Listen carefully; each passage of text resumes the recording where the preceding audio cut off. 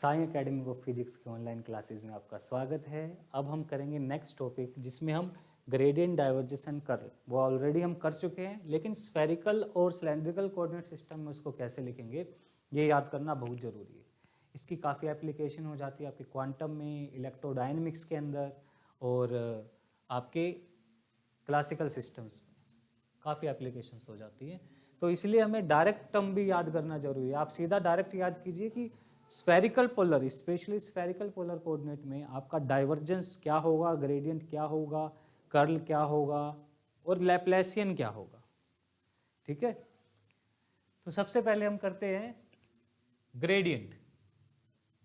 तो gradient of a scalar function phi, ठीक है, इन स्फेरिकल पोलर कोऑर्डिनेट्स। फाई किसका फंक्शन है? Phi is the function of r theta in phi. R theta phi का, यानी आपको cylindrical spherical polar coordinate system में दे रखा है, तो इस पे क्या आ जाएगी इसकी value? Spherical polar coordinate system में हम इसको लिखेंगे, क्योंकि यहाँ फाई है, यहाँ पे भी मैंने फाई यूज कर लिया ना, कोई और वेक्टर वी ले लेते हैं। ठीक, V is the function of R phi Z. तो कितना हो जाएगा? Curl V by curl R, are cap. ठीक, नेक्स्ट टर्म आ जाएगी 1 by R curl V by curl theta, theta cap. और लास्ट में आपका आ जाएगा 1 by R sine theta curl V by curl phi, phi cap. Cartesian में तो आप जानते ही हैं, कार्टेशियन में ग्रेडियंट हमने निकाल चुके हैं।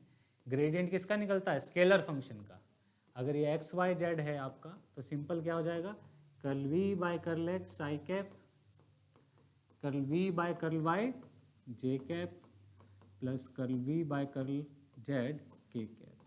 ठीक है, इसको डायरेक्ट याद होना चाहिए, ऐसा ना हो कि भूल जाओ और कहीं एक्सप्रेशन में आ जाए तो दिक्कत हो जाएगी। Similarly gradient in spherical coordinate, that is R phi and Z. तो याद रखना ये आर क्या है? जेड एक्सिस से डिस्टेंस, ये ओरिजिन से।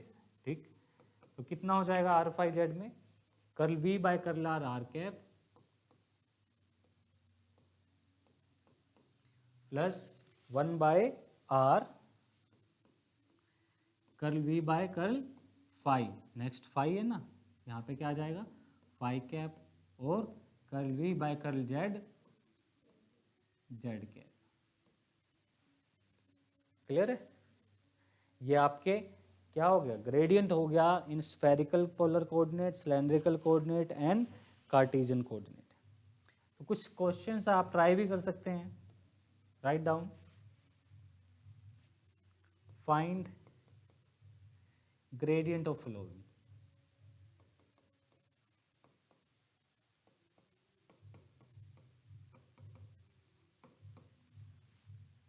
फॉर एग्जाम्पल वी आपको दे दिया X square plus Y cube plus Z four.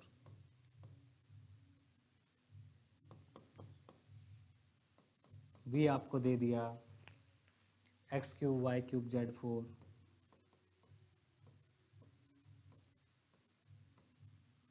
X cube Y cube Z four. ठीक, number 3 e raise to power x sine y log z।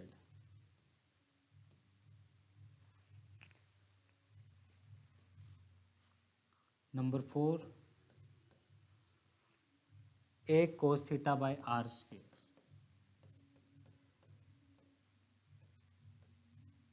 ये वाला किस में सोल्व हो? स्फेरिकल में सोल्व हो।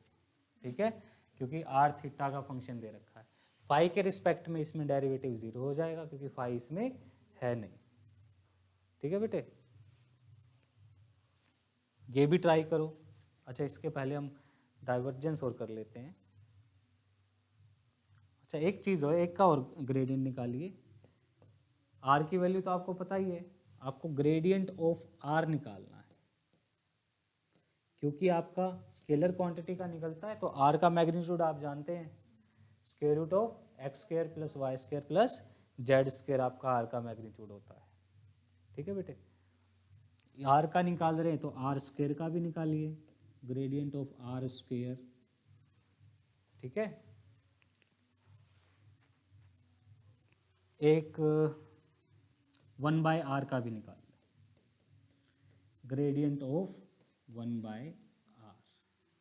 ठीक, ये आपके ये सभी के सभी आपके स्केलर क्वांटिटीज हैं, कोई भी वेक्टर नहीं है। ये आपका लेंथ एलिमेंट, आर की वैल्यू आप जानते ही हैं। नेक्स्ट इज डाइवर्जेंस, ये आपका ग्रेडियंट था। ठीक है, इधर ही कर लेते हैं डाइवर्जेंस को भी। डाइवर्जेंस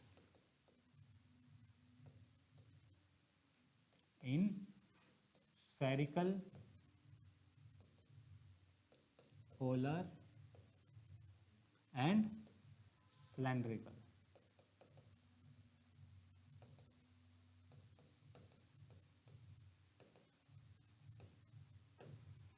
डाइवर्जेंस किसका निकलता है? एक वेक्टर क्वांटिटी का डाइवर्जेंस जनरली निकलता है। तो डाइवर्जेंस को हम कैसे रिप्रेजेंट करेंगे? अच्छा, कार्टेशियन में कैसे लिखते हैं? कार्टेशियन में हम लिखते हैं divergence of any vector A where A equals to, क्या आ जाएगा आपका, A x plus A y plus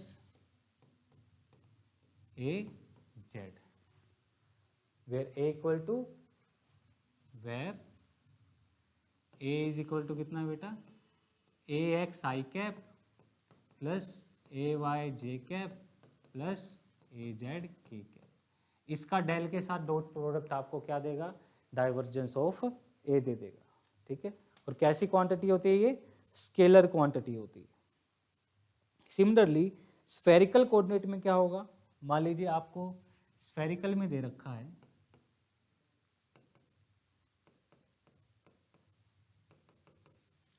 ए की वैल्यू दे दी कुछ इस तरह से, A are are cap plus A theta theta cap plus A phi phi cap, कोई वेक्टर इस तरह से दे दिया।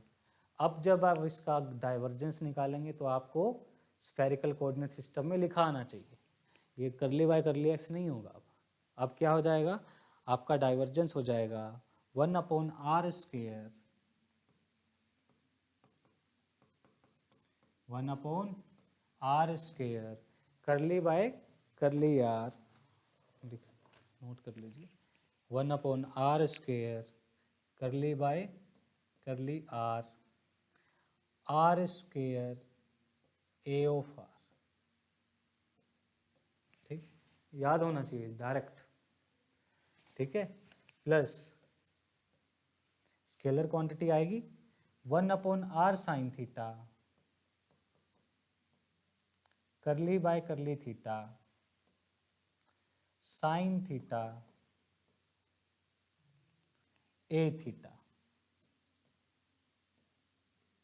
ठीक है, पहले वाले से भी आसान है तो। ठीक है, प्लस थर्ड कंपोनेंट होगा आपका 1/r साइन थीटा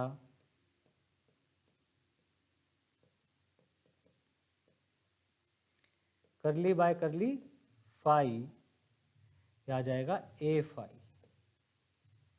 ठीक है, करली बाय करली फाई आपका आ जाएगा ए फाई। ये divergence in spherical polar coordinate है। सिलेंड्रिकल में कैसे लिखेंगे?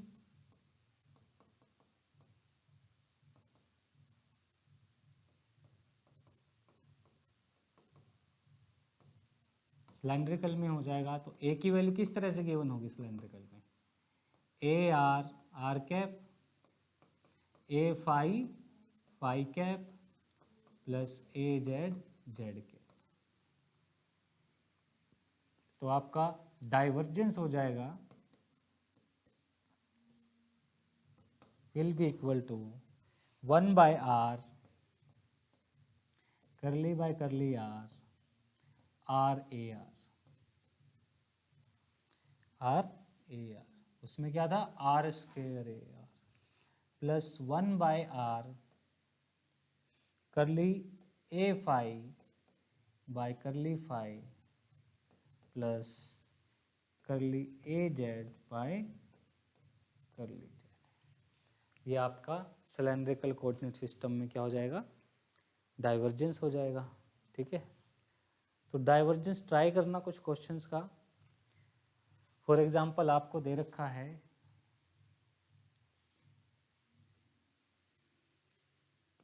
Find divergence of following.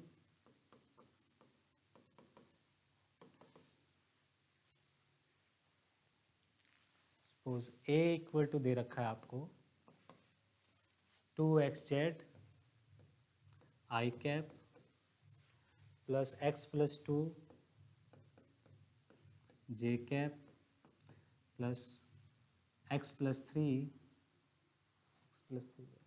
Z square minus 3 y into z square minus 3 k cap.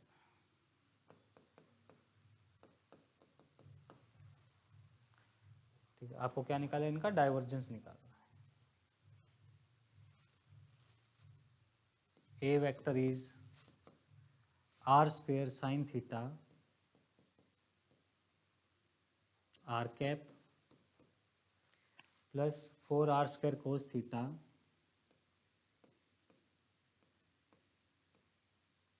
Theta cap plus r square tan theta phi cap.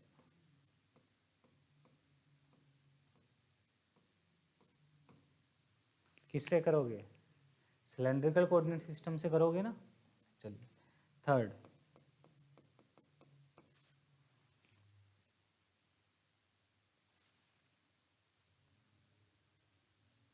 आपको दे रखा है A equal to 10r cap plus 5 sine theta theta cap 5 sine theta theta cap. ठीक है बेटे, सबका divergence निकालना है। एक और लिख लो, A equals to 150 by are square r cap 50 है बेटा प्लस 10 फाई कैप। ठीक है, सिलेंड्रिकल में कर लेना इसे,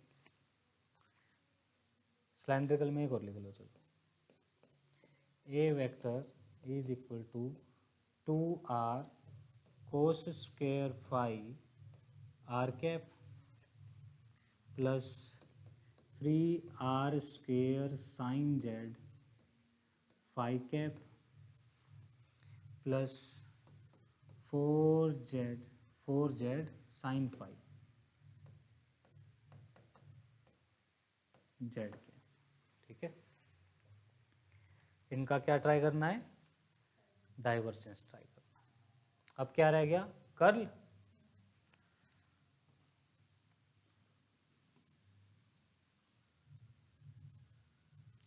curl in spherical, polar and cylindrical coordinate system।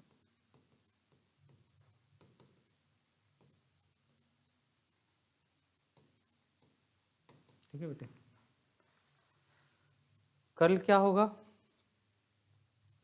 देखिए अगर कार्टेशियन में आपको कर्ल निकालना हो, curl of some vector A किसका फंक्शन है, एक्स वाई जेड का, is a function of X and Y and Z. तो क्या कैसे निकालते हो आप, मैंने सीधा बताया, मैट्रिक्स बना लो, i cap j cap k cap. यहाँ क्या आएगा, curl by curl x, curl by curl y, curl by curl z. यहाँ क्या आ जाएगा, A x A y and A Z.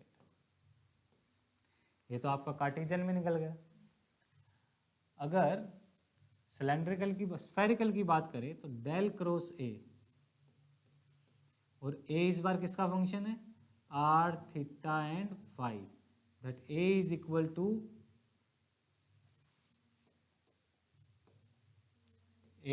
To A are are cap plus में A theta theta cap, A phi cap हो जाएगा। तो इस case में हम क्या लिखेंगे, इसमें बेटा बाहर जो प्रोडक्ट है ना आपके डिटर्मिनेंट के, पहले से ही 1/r² साइन थीटा लिख दो, 1/r² साइन थीटा। ठीक है, अब कर्ल निकालिए। यूनिट वेक्टर आपके क्या क्या है, आर कैप, नेक्स्ट हो जाएगा आपका आर थीटा कैप इनटू में R sine theta phi cap.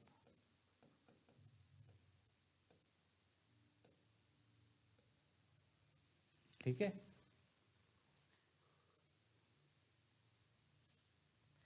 देखो फॉर्मूला क्या था, वो लेंथ एलिमेंट होता है ना, उसके अंदर से आई जे के उठा लिया।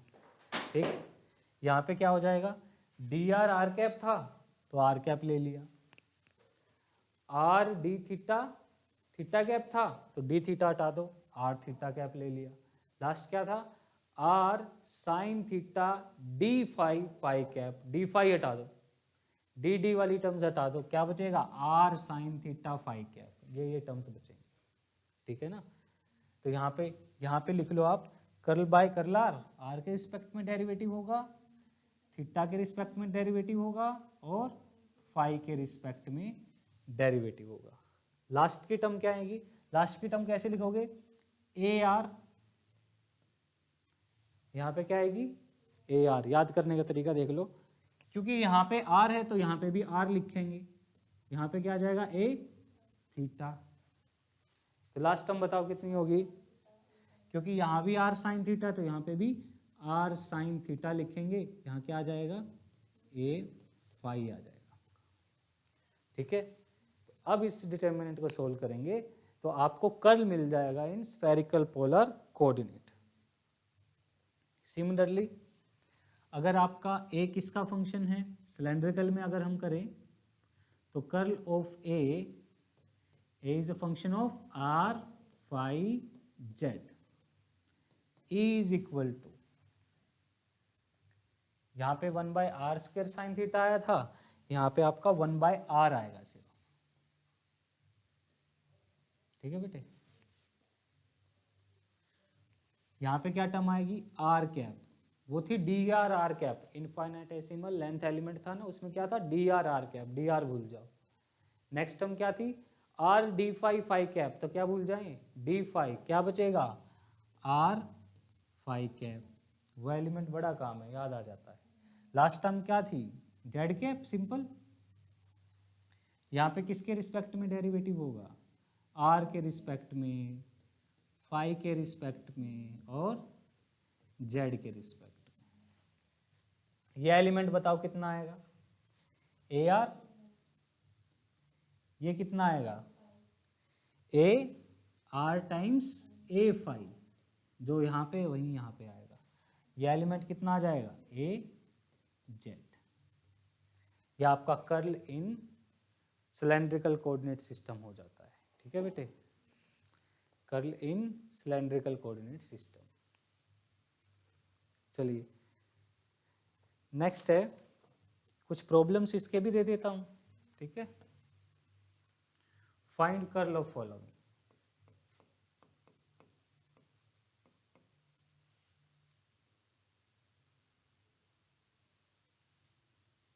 Find curl of following. इसके ज़्यादा नहीं दूंगा, टाइम कंज्यूमिंग हो जाएगा काफ़ी। ठीक है, फर्स्ट है a इज इक्वल टू दे रखा है आपको minus Y X cap plus X Y cap.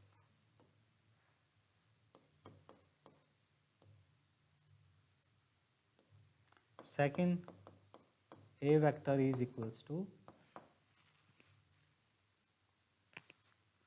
r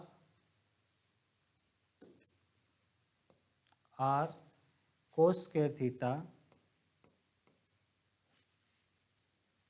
r cap minus r cos theta sin theta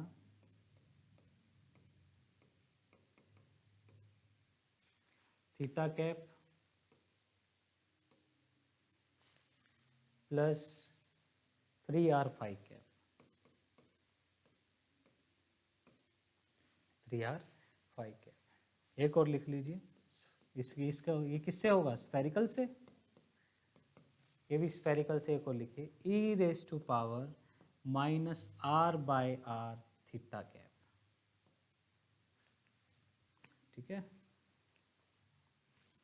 E raise to power minus r by r theta cap. एक cylindrical में लिख लीजिए, काफी question हो गए करने के लिए। A vector equals to 2r cos phi r cap plus में r फाई कैप, ठीक है, इस सिलेंड्रिकल में कीजिए,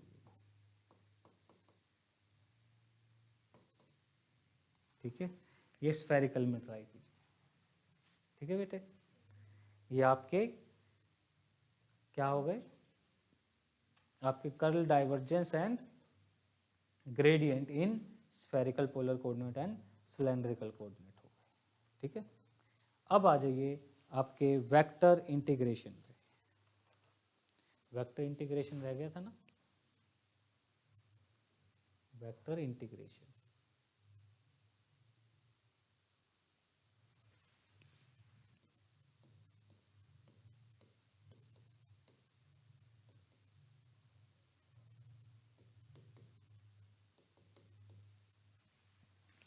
vector integration, again vector integration में क्या होगा, तीन तरह के इंटीग्रेशन आपके रहेंगे, line integral, surface integral and volume integral. तो लाइन इंटीग्रल से स्टार्ट करते हैं।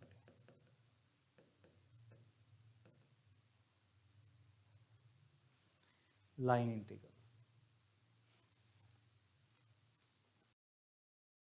लाइन इंटीग्रल में आपके स्केलर इंटीग्रल भी हो सकते हैं और वेक्टर के साथ भी इंटीग्रल हो सकते हैं।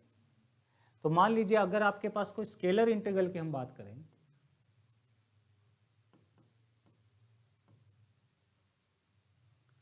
कि कोई भी फंक्शन दे रखा है फाई, स्केलर फंक्शन है, it is the function of some X Y Z, ठीक। तो इसका अगर हमें स्केलर इंटीग्रेशन करना है,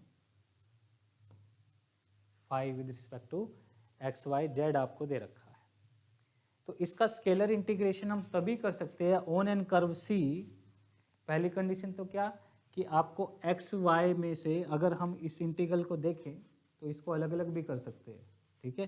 किस तरह से, I can write it as phi D X I cap plus D Y J cap plus D Z के कैप।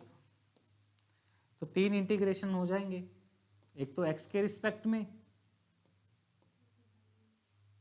एक वाई के रिस्पेक्ट में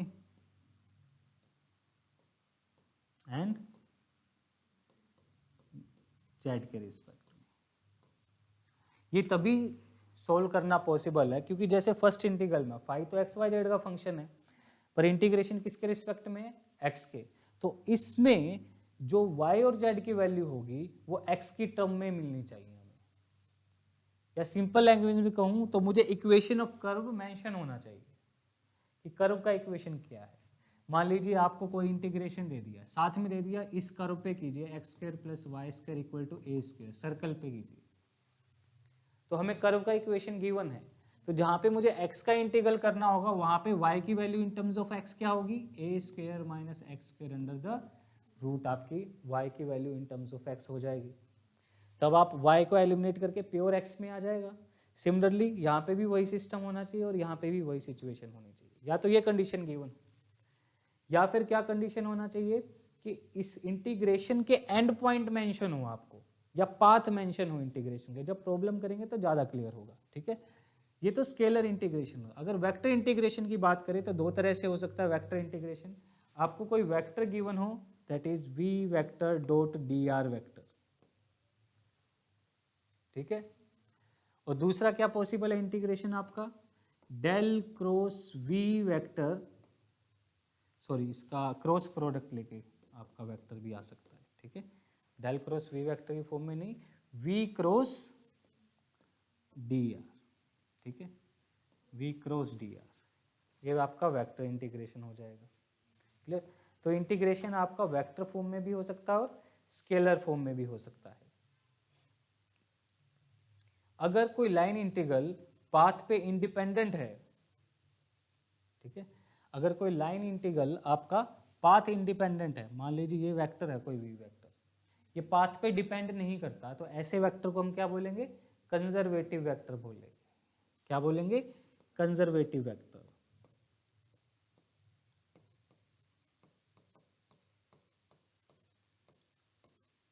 if this integral is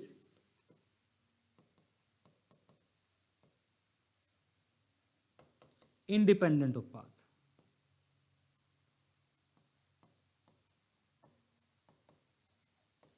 path पे ये इंटीग्रल अगर डिपेंड ना करे तो कैसा वेक्टर बोलेंगे, कंजर्वेटिव वेक्टर आपका बोला जाता है। जैसे energy equal to force into displacement F dot D R, ठीक है, अगर आपका वर्क है जो आपकी एनर्जी है, वर्क डन है, फोर्स इनटू डिस्प्लेसमेंट, अगर वो पाथ पे डिपेंड नहीं करता, इनिशियल और फाइनल पोजीशन पे डिपेंड करता है, तो हम उसको कैसा बोलेंगे, फोर्स को कंजर्वेटिव फोर्स बोलेंगे। जैसे आपकी ग्रेविटेशनल फोर्स है वो कंजर्वेटिव फोर्स है, ठीक है, तो कैसा वेक्टर हो जाएगा, कंजर्वेटिव वेक्टर आपका हो जाता है। चलिए इस पे एक प्रॉब्लम करके देखते हैं। अच्छा, कोई क्लोज्ड पाथ है तो उसके लिए कैसे लिखेंगे, यहाँ पे क्लोज का सिंबल लगा देंगे, ठीक है। एक प्रॉब्लम ट्राई करो इस पे। क्वेश्चन है, if a vector is A equals to X square X cap, तो गिवन प्रॉब्लम ये है कि एक वेक्टर आपको गिवन है, उसका 0 0 1 से 1 1 1 तक जा रहा है, ये आपका ओरिजिन है, और यहाँ पे जो पॉइंट है वो क्या हो जाएगा, 1 1 1। तो पहला केस गिवन है, अगर आप ये पाथ सेलेक्ट करें, इस पाथ से अगर आपको जाना है तो क्या है, इनिशियल है 0 0 0, ओरिजिन से जाओ 1 0 0 पे, एक्स एक्सिस पे, ओरिजिन से 1 0 0, फिर कहाँ जाओ 1 1 0, तो एक्स पे 1 तक चले, वाई पे और 1 चलिए, वाई पे 1 स्टेप और चलेंगे, तो ये क्या पॉइंट आ जाएगा 1 1 0। यहाँ से किस पे जाना है 1 1 1 पे, तो जेड एक्सिस में चलिए 1 1 1, आप इस पॉइंट पे पहुँच जाएंगे। एक पाथ ये क्वेश्चन नंबर 1 में ये सोल्व करना है। सेकंड में क्या सोल्व करना है, पाथ दूसरा सेलेक्ट किया है, पॉइंट वही है, यानी इनिशियल और फाइनल पोजीशन की बात हो रही है, हम डिफरेंट पाथ से जा रहे हैं। तो इसमें क्या है, ओरिजिन से जाना है पहले जेड एक्सिस पे 0 0 1 पे, ओरिजिन से जेड एक्सिस पे गए 0 0 1, यहाँ से फिर वाई एक्सिस पे आपको चलना है, वाई एक्सिस पे हम 0 1 1 पहुँचे, फिर आपको एक्स एक्सिस में आना है, एक्स एक्सिस में चलेंगे तो 1 1 1 पे दोबारा पहुँच जाएंगे। तीसरा केस है कि डायरेक्ट जाइए ओरिजिन से सीधा इस पॉइंट पे। तीन अलग अलग पाथ आपको गिवन है, तीनों पाथ का हम इंटीग्रेशन करके देखेंगे कितना रिजल्ट आता है। तो फर्स्ट केस करते हैं आपका ये पाथ, तो हमें गिवन है ए डॉट डी आर हमें चाहिए, that in question 1 integral A dot D L या डी आर, ठीक है, from point A to point B. अब फर्स्ट के अकॉर्डिंग हम कहाँ जा रहे हैं, हम तीन पाथ से जा रहे हैं, जो तीन पाथ है वो क्या क्या होंगे, पहले चलेंगे 0 0 0 से 1 0 0 ए डॉट डी एल, प्लस 1 0 0 से 1 1 0 ए डॉट डी एल, और फाइनली 1 1 0 से 1 1 1 ए डॉट डी एल। इसे हमें सोल्व करना है, ठीक है। तो इसको सोल्व करो बेटा, यहाँ पे हम इस ए की वैल्यू जानते हैं, डी एल की वैल्यू जानते हैं, डी एल की वैल्यू कितनी है, कार्टेशियन कोऑर्डिनेट दे रखा है ना हमें, तो डी एल की वैल्यू हो जाएगी डी एक्स आई कैप डी वाई जे कैप प्लस डी जेड के कैप वैल्यू हो जाएगी, और इसको इंटीग्रेट करो, देखो क्या रिजल्ट आता है, इंटीग्रेट करो देखो क्या रिजल्ट आता है।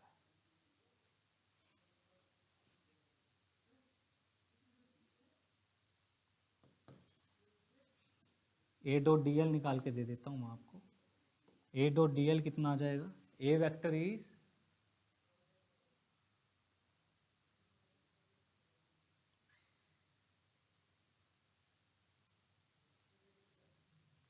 ए डॉट डी एल निकाल लेते हैं पहले। ए है आपका x square x cap plus 2yz y cap plus Y square z cap. D L कितना है, डॉट प्रोडक्ट करेंगे, d x x cap plus D y y cap plus D z Z cap. तो कितना आएगा, x square d x plus 2yz d y plus Y square d z. ठीक है, इसको solve कर लो बेटा। यहाँ पे लिमिट पुट करेंगे, ए डॉट डी एल यहाँ पे निकालेंगे तो कितना आएगा,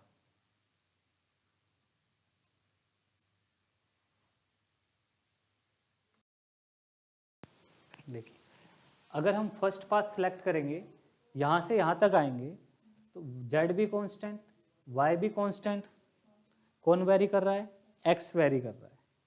तो इस डॉट प्रोडक्ट में z भी आपका 0 है, y भी 0 है, z भी 0 y भी 0, ये दोनों टर्म क्या हो जाएंगी, 0। क्या बचेगा, सिंपल एक्स स्क्वेयर।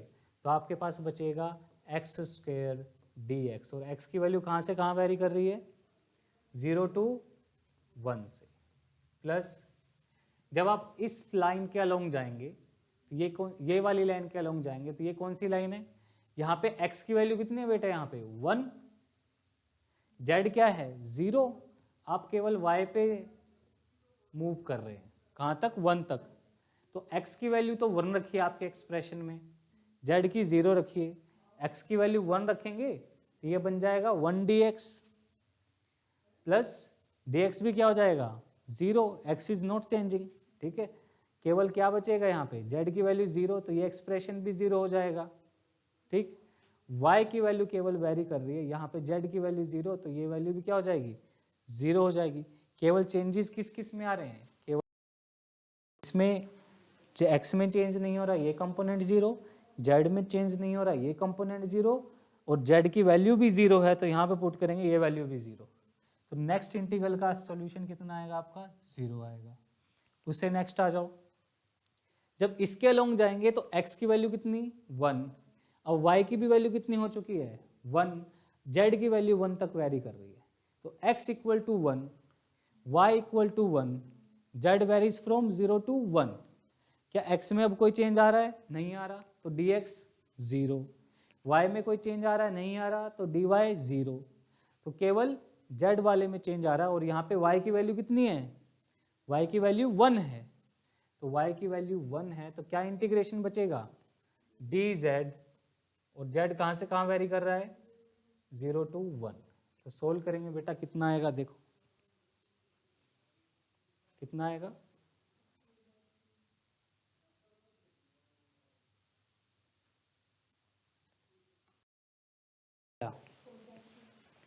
यहाँ से आपका रिजल्ट आ जाएगा x³/3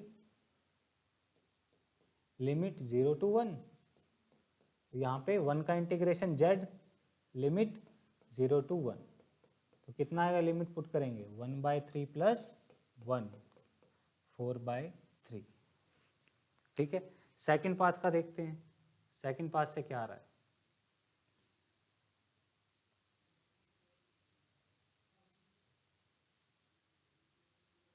ये आपका पार्ट 2।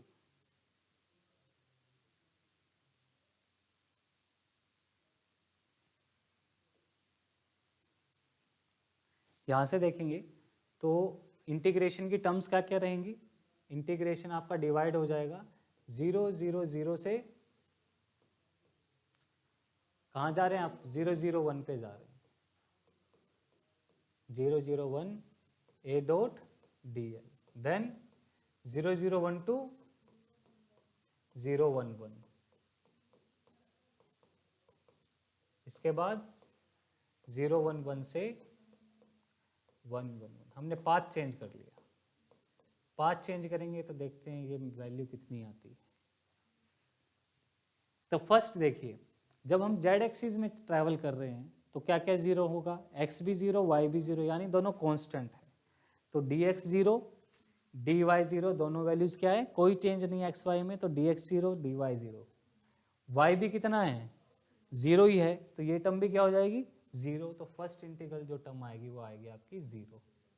प्लस सेकंड पे देखो, जब हम z की वैल्यू कितनी हो चुकी है यहाँ पे अब 1, y की वैल्यू कितनी जा रही है 0 to 1, x क्या है 0, x में कोई चेंज नहीं होगा।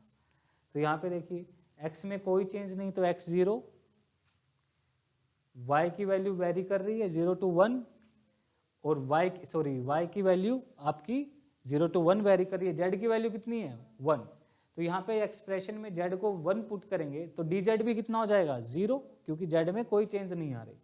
तो ये टर्म आपकी सर्वाइव करेगी जहाँ पे z की वैल्यू 1 है। तो यह बचेगा आपका इंटीग्रल 2y dy, और y कितना वेरी कर रहा है 0 to 1 तक।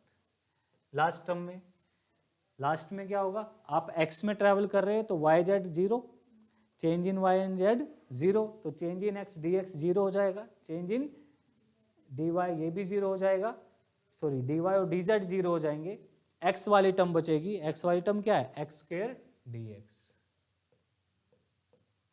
x 0 to 1 वेरी करे, कितना आएगा बेटा, यह आ जाएगा आपका y square 0 to 1 plus x cube by 3 0 to 1, solve करके कितना आ गया 4/3 ही आपका आंसर आएगा। ठीक, लास्ट केस और स्टडी कर लेते हैं। लास्ट केस आपको डायरेक्ट जाना है 0 0 0 से 1 1 1 पे। लास्ट पॉइंट है बेटा कि आपको डायरेक्ट 0 0 0 से कहाँ जाना है 1 1 1। ठीक, तो यहाँ से क्लियर है कि x भी y और z तीनों इक्वल ही है, इक्वल डिस्टेंस ट्रैवल करना है आपको। तो dx dy और dz भी क्या हुआ सेम होगा। तो जो आपका एलिमेंट लेंथ है dx i कैप लिख सकता हूँ, dy को भी मैं dx j कैप लिख सकता हूँ, dz को भी मैं dx k कैप लिख सकता हूँ, या x cap y cap z cap हम यूज कर रहे हैं तो वही चलने देते हैं। यहाँ से आपका आ जाएगा x कैप y कैप और z कैप। तो a डॉट dl निकालेंगे तो क्या वैल्यू होगी dx equal to dy equal to dz, तो आपका a डॉट dl आ जाएगा बेटा x square plus 2yz plus y square dx,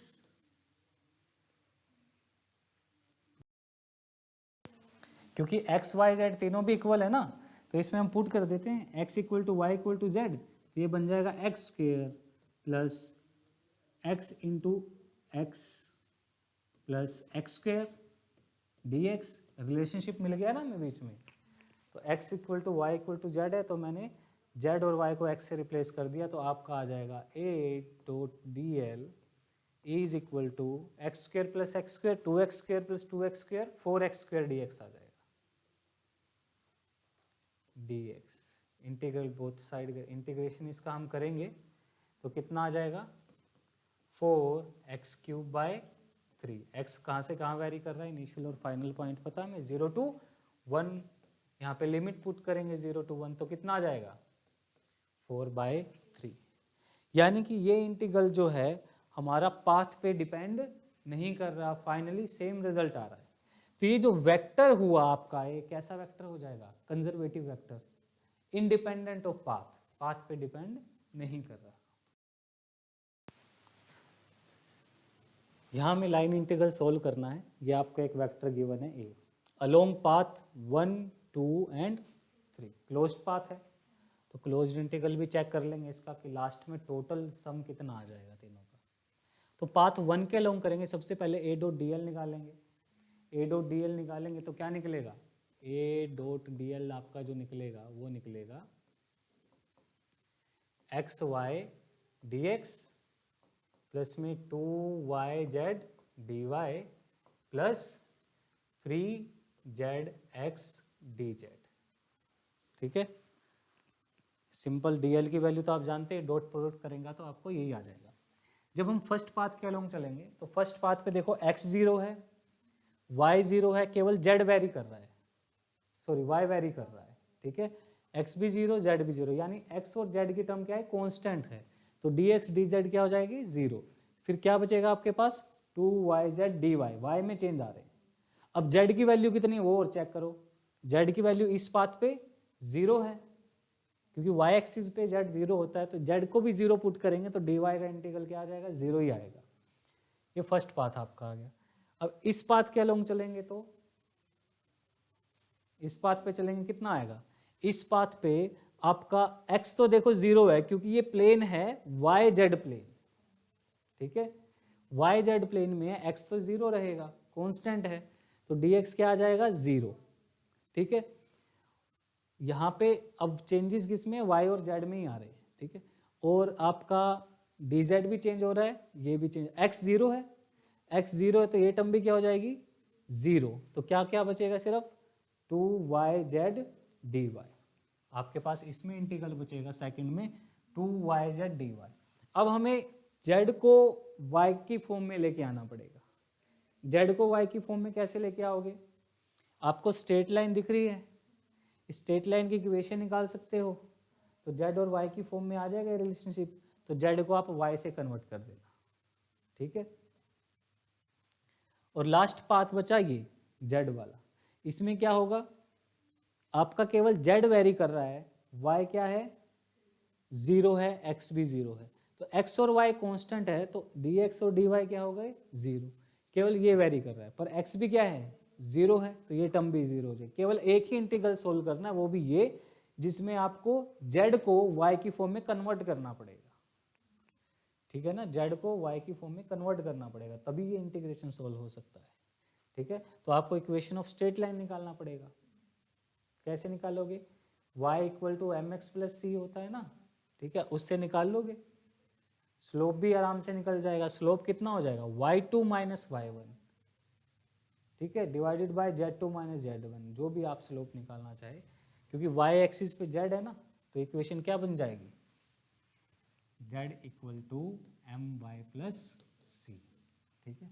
straight line का इक्वेशन निकाल लेना, m की वैल्यू निकाल लेना, c क्या होता है y इंटरसेप्ट, अब y पे कहाँ कट कर रहा है, पर यहाँ पे z इंटरसेप्ट होगा, z पे कहाँ कट कर रहा है 2 पे, तो c की वैल्यू तो क्या हो गई 2 हो गई, z इक्वल टू आ गया। स्लोप कैसे निकालोगे, स्लोप आपका हो जाएगा z2 minus z1, z2 minus z1 means 2 minus 0 upon y2 minus y1, y2 कितना है 0 माइनस 2, तो स्लोप कितना आ जाएगा आपका -1 आ जाएगा, तो ये आ जाएगा -y प्लस 2। तो यहाँ से z की वैल्यू -y प्लस 2 आप इक्वेशन में पुट कर दो, ठीक है। तो आपके पास क्या आ जाएगा, आपके पास इंटीग्रल सिर्फ यही बचेगा 2 टाइम्स y, z की जगह आ जाएगा 2 माइनस वाई dy, ठीक है। और y कहाँ से कहाँ वेरी कर रहा है, y आपका 2 to 0 जा रहा है बेटे, 0 से 2 नहीं जा रहा, कहाँ से कहाँ जा रहा है 2 से 0 पे जा रहा है। इस इंटीग्रल को सोल्व कर लेना, आपको आंसर मिल जाएगा, ठीक है। ये क्वेश्चन है, ट्राई करना। आपको वेक्टर दे दिया, कर्व का इक्वेशन भी गिवन है, आपको लाइन इंटीग्रल सोल्व करना फॉर पाथ 1 2 3 एंड 3 4 1 2 3, यानी यहाँ से यहाँ तक जाने का और यहाँ से यहाँ तक जाने का, ठीक है। और ये भी निकालना, क्लोज्ड इंटीग्रल भी निकालना, ए डॉट डी एल, दोनों को जोड़ दोगे तो क्लोज्ड आ जाएगा, टोटल पाथ आ जाएगा आपका कवर्ड। तो 1 2 3 जाएंगे, तब आपको किसका यूज़ करना पड़ेगा, पहले तो डी एल निकालेंगे, कितना वैल्यू आएगा ए वाई डी एक्स प्लस में बी एक्स डी वाई। जब हम इंटीग्रल सोल्व करेंगे, एक्स भी चेंज हो रहा है, वाई भी चेंज हो रहा है, तो पूरे इंटीग्रल को आप एक्स या प्योर वाई की फॉर्म में ले आओ। लिंक जरूरी है ना दोनों के बीच में, कैसे लेके आओगे, इस इक्वेशन से ले आओ। यहाँ से कैसे आएगा, x square plus Y square equal to R square है, तो आप डिफ्रेंशिएट कर दो बोथ साइड, तो क्या आ जाएगा 2x dx plus 2y dy is equal to 0, radius तो कांस्टेंट है। यहाँ से क्या आ जाएगा आपका x dx is equal to y dy, आपकी वैल्यू आ जाएगी। तो डी वाई क्या आ जाएगा, X by Y into D X, ठीक है, डी वाई आ जाएगा X by Y into D X, clear. और यहाँ से आप चाहे तो y की वैल्यू निकाल लो, y की वैल्यू क्या आ जाएगी, x बाय वाई है ना, y is equal to R square minus X square, ये डी वाई की वैल्यू आ गई। और y की वैल्यू यहाँ से निकल जाएगी, पूरा dx या डी वाई में आप पूरे को कन्वर्ट करके सोल्व करो। और x की वैल्यू कहाँ से कहाँ वेरी कर रही है, 0 to 1 to -1 तक, ठीक है। या फिर R2 माइनस आर, जब दूसरे साइकिल में करेंगे तो -R2R, ठीक। ये मान लीजिए स्फेरिकल पोलर कोऑर्डिनेट का क्वेश्चन है। स्फेरिकल पोलर कोऑर्डिनेट में आपको ये रीजन गिवन है, आपको 1 2 3 इस पाथ के अलॉन्ग क्या करना है, इसका इंटीग्रल करना है, लाइन इंटीग्रल करना है। ये आपका सर्कल दे रखा है एक, x² + y² = 1 इसका इक्वेशन है। तो A डॉट DL निकालेंगे, पर अब ये स्फेरिकल पोलर कोऑर्डिनेट में है तो मुझे DL भी किस में पता होना चाहिए, स्फेरिकल पोलर कोऑर्डिनेट में। तो DL कितना होता है स्फेरिकल पोलर में, dr r कैप प्लस में r d theta theta cap plus r sine theta d phi phi cap, ठीक है। स्फेरिकल पोलर कोऑर्डिनेट में पता होना चाहिए। तो जब हम A डॉट DL करेंगे, A डॉट DL हम करेंगे तो आपका कितना आएगा बेटा, आर कैप का आर कैप के साथ प्रोडक्ट, थीटा कैप का थीटा कैप के साथ, फाई कैप का फाई कैप के साथ, आपकी टर्म आएगी R cos square theta dr plus इसका इसके साथ प्रोडक्ट करेंगे तो माइनस साइन आएगा, ठीक है, माइनस माइनस एक आर यहाँ है एक आर यहाँ है, तो R square cos theta sine theta D theta, ठीक। लास्ट टर्म क्या आएगी, प्लस एक आर यहाँ है एक यहाँ है, तो 3 r² sign theta D phi, ठीक है, डी फाई। जब पाथ 1 से जब हम ट्रैवल करेंगे, तो पाथ 1 की अगर बात करते तो आप बताइए मुझे, ये जो बेस है इस पाथ पे, अब ये सर्कल का पाथ है, तो इसमें r थीटा फाई में क्या क्या कांस्टेंट रहेगा। यहाँ देखो अब r तो फिक्स है, रेडियस तो हर जगह, तो r तो कांस्टेंट है,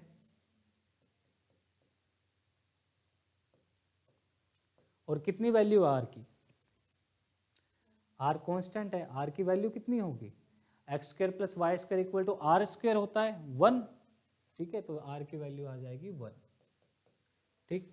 और क्या कांस्टेंट है वो देखिए, इस पाथ पे अब थीटा याद है, थीटा एंगल जो होता था वो पॉइंट का z एक्सिस के साथ एंगल होता था। तो ये एक xy प्लेन है, xy प्लेन पे थीटा क्या होता है, π/2। थीटा 0 कब होता है, जब z एक्सिस पे पॉइंट हो, क्योंकि ये xy प्लेन पे है तो 90 डिग्री होगा, xy प्लेन पे आपका थीटा इज π/2, तो थीटा = π/2 भी आपका क्या है, कांस्टेंट है। अब वेरी कौन कर रहा है, सिर्फ फाई एंगल वेरी कर रहा है, दिख रहा है तो, और कुछ वेरी नहीं कर रहा, यानी कि change in r is 0, dr वाली टर्म भी 0 हो गई, चेंज इन थीटा इज 0, क्योंकि थीटा भी आपका क्या हो गया π/2, जब यहाँ पे π/2 रखोगे cos π/2 वैसे भी 0 हो जाएगा। अब क्या टर्म बची, ये टर्म बची, तो पाथ 1 में इंटीग्रल जो आपका होगा वो होगा 3, r की वैल्यू कितनी है 1 साइन π/2 इंटू डी फाई। अब फाई कहाँ से कहाँ वेरी कर रहा है, यहाँ पे फाई क्या होता है 0, और कहाँ तक जा रहा है π/2 तक, तो फाई रहेगा 0 to π/2 तक। तो कितना आएगा बेटा सोल्व करके, ये आ जाएगा साइन 91, ये आ जाएगा 3 डी फाई का integration, phi limit 0 to π/2, limit put करेंगे कितना आ जाएगा आपका 3π/2। अब पाथ 2 की बात करते हैं। जब हम सेकंड पाथ से ट्रैवल करेंगे जैसे जैसे मैं इधर जा रहा हूं तो आपको ये भी दिख रहा होगा कि आपका रेडियस कम होता जा रहा है ना। रेडियस कम हो रहा है तो कौन चेंज हो रहा है, आर चेंज हो रहा है। अब कांस्टेंट देखते हैं कौन कौन है। जो आपका फाई है, इस लाइन पे फाई की वैल्यू 90 डिग्री है, तो फाई क्या हुआ, कांस्टेंट, और कितनी वैल्यू हुई, π/2। अभी भी ये एक्स वाई प्लेन में है तो थीटा कितना रहेगा, π/2 ही रहेगा। थीटा आपका हो गया कांस्टेंट और वैल्यू कितनी हो गई, π/2।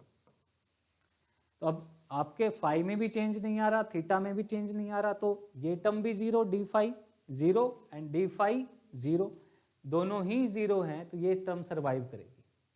फिर r is varying and theta is π/2। अब देखिए आपका इंटीग्रेशन बचा, जीरो से आर कहाँ तक वेरी कर रहा है, आर आपका 1 से लेके 0 पे जा रहा है, तो आर वेरी कर रहा है आपका 1 to 0, ठीक है। यही टर्म सरवाइव करेगी, तो क्या आएगा, आर कोस थीटा की वैल्यू कितनी, π/2 इंटू डी आर। अब कोस 90 क्या होता है, 0, तो ये टर्म वैसे ही क्या आ गई, ये इंटीग्रल आपका 0 हो गया। अब थर्ड बचा, थर्ड इंटीग्रल में देखो, थर्ड इंटीग्रल के अंदर आपका कौन चेंज हो रहा है, रेडियस ही चेंज हो रहा है, आर इज चेंजिंग ना, आर थीटा फाई की फॉर्म में सोचो, रेडियस आपका चेंज हो रहा है, लेकिन आपका थीटा कितना है, अभी भी एक्स वाई प्लेन में ही है, तो थीटा π/2 रहेगा। फाई कितना है, फाई इस पे एक्स एक्सिस पे फाई क्या होता है, 0, फाई आपका 0, यानी फाई भी कांस्टेंट है, थीटा भी कांस्टेंट है, तो फाई कांस्टेंट तो डी फाई वाली टर्म 0, थीटा कांस्टेंट तो चेंज इन थीटा इज 0, तो केवल क्या बचा, डी आर। अब डी आर में थीटा की वैल्यू कितनी है, π/2 ही है, तो ये भी क्या आ जाएगा, इंटीग्रल 0 आ जाएगा। तो ओवरऑल आपका इंटीग्रल ये भी 0 आ जाएगा। क्या आएगा यहाँ पे, 0 to 1 तक वह आपका आर वेरी हो रहा है, r cos square π/2 d r is equal to कितना आएगा, 0। ओवरऑल सम कितना आ जाएगा लाइन इंटीग्रल का, 3π/2, ठीक है, 3π/2। चलिए इस बात का हमें इंटीग्रल करना है, इसका लाइन इंटीग्रल करेंगे। इसका लाइन इंटीग्रल क्या आएगा, फ्रॉम पाथ दे रखा हमें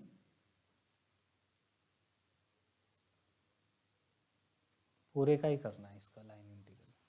चलिए तो अब इसका लाइन इंटीग्रल करेंगे तो क्या बनेगा बेटा, देखो ये आ जाएगा आपका ए डॉट, ये सिलेंड्रिकल कोऑर्डिनेट सिस्टम है, ठीक है, तो लाइन एलिमेंट ले लो आपका, इसमें भी हो जाता है वैसे तो स्फेरिकल में, तो ये गिवन है क्वेश्चन में कि यूज सिलेंड्रिकल कोऑर्डिनेट सिस्टम आपका गिवन है, तो ये कितना हो जाएगा, d are are cap plus r d theta theta cap, sorry phi cap, phi आएगा r D phi phi cap plus D z Z cap.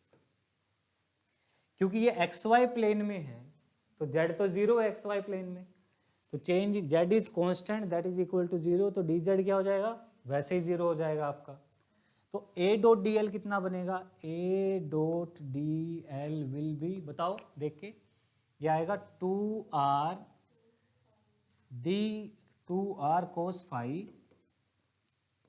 cos phi D R. Next term क्या आएगी, R square D phi ये term बचेगी। तो इसका मान लो इस segment में दे रखा है, यहाँ से लेके यहाँ तक का हमें करना है, 3 अलग अलग सेगमेंट में दे रखा है, 1 दूसरा सेगमेंट है ये पीछे की तरफ, ये है 2 तीसरा सेगमेंट है ये हो जाएगा 3, ये मेंशन है गिवन है, तो 1 2 3 एंड 4, ठीक है, 4 सेगमेंट है। इसका नाम रख देते हैं 1, इसका नाम रख देते हैं सेकंड सेगमेंट, ये इधर आपका आ जाएगा थर्ड सेगमेंट, और ये वाला जो है ये आपका क्या है, फोर्थ सेगमेंट है, ठीक है। तो फर्स्ट में करेंगे, जब फर्स्ट में करेंगे तो बेटा देखो क्या क्या वेरी कर रहा है, क्या रेडियस वेरी कर रही है, नहीं कर रही। तो फर्स्ट सेगमेंट की बात करें तो आर क्या है, कांस्टेंट, और कितना है, r is constant and r equal to A, ठीक है। और जब बात करें थीटा की, क्योंकि थीटा का तो रोल है नहीं यहाँ पे, जेड की बात करें तो जेड भी कांस्टेंट है, सिलेंड्रिकल कोऑर्डिनेट सिस्टम है, तो जेड इक्वल टू 0 आपको गिवन है। थर्ड फाई की बात करें तो फाई वेरी कर रहा है आपका, कहाँ से कहाँ तक, 0 से π/2, तो फाई वेरीज फ्रॉम 0 टू π/2, इसलिए लिमिट्स काम की रहती है, ठीक है ना। तो क्या आएगा, आर कांस्टेंट था तो डी आर वाली टर्म क्या हो गई, 0, आर क्या है कांस्टेंट और वैल्यू कितनी है ए, तो इंटीग्रेशन बच गया आपका r square D phi, where phi varies from 0 to π/2, तो कितना आ जाएगा, आर की वैल्यू पुट करो, आर की वैल्यू ए है, a square D phi 0 to π/2, कितना आ जाएगा बेटा, डी फाई का इंटीग्रल फाई, लिमिट पुट करेंगे तो क्या आ जाएगा π/2, तो ये आ जाएगा आपका π/2 ए स्क्वेयर। सेकेंड सेगमेंट पे आओ, सेकेंड सेगमेंट में आप देखोगे तो अब आपका आर यहाँ पे भी वेरी नहीं कर रहा, सिंपल कौन वेरी कर रहा है, फाई वेरी कर रहा है, और कितने से कितना जा रहा है, π/2 से π/2 से पाई, आर में कोई चेंज नहीं, तो सेम इंटीग्रल आएगा, किसी भी सेगमेंट में डी आर में चेंज नहीं आ रहा, केवल यही इंटीग्रल चलेगा। सेकंड सेगमेंट में ये कितना हो जा रहा है, ये हो जा रहा है ए स्क्वेयर, तो बाहर निकाल लो, बस फाई का लिमिट कितना चेंज हो रहा है, π/2 से पाई जा रहा है, कितना आएगा ए स्क्वेयर, लिमिट आपकी कितनी आ जाएगी, फाई फ्रॉम π/2 टू पाई, कितना आएगा बेटा, पाई माइनस π/2 इज π/2, ठीक है। अब यहां से थर्ड सेगमेंट में जाओगे तो कितना, कहां से कहां वेरी हो रहा है, सिर्फ फाई ही वेरी हो रहा है, कितना हो जाएगा, पाई से पाई से 3π/2, 3π/2 तक होगा, तो लिमिट क्या आ जाएगी, थर्ड सेगमेंट में लिमिट आ जाएगी ए स्क्वेयर एज इट इज, सीधा फाई की लिमिट पुट कर रहा हूं मैं, कितना, पाई से 3π/2, कितना आ जाएगा बेटा, ए स्क्वेयर 3π/2 माइनस पाई,